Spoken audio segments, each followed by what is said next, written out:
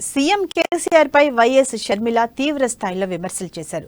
పిల్లలకు విద్యాబుద్ధులు నేర్పించి భవిష్యత్తును చక్కదిద్దే గురువులు ప్రగతి భవన్ ముందు పిల్లాపాపలతో అర్థనాదాలు చేయాల్సిన దుస్థితి తీసుకొచ్చిన సైకో సీఎం కేసీఆర్ అంటూ వైఎస్ షర్మిల మండిపడ్డారు.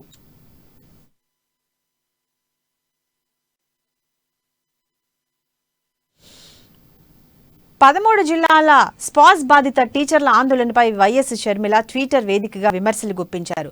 317 జీవోను సవరించి న్యాయం చేయాలని ఉపాధ్యాయులు కంటతడి పెడుతున్నా దొర గడి దాటి బయటకు రావడం లేదని ఘాటు వ్యాఖ్యలు చేశారు.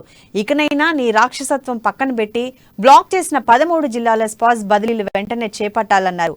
2100 మంది భార్యాభర్తలకు ఒకే చోట పోస్టింగ్ ఇవ్వాలని షర్మిల డిమాండ్ చేశారు.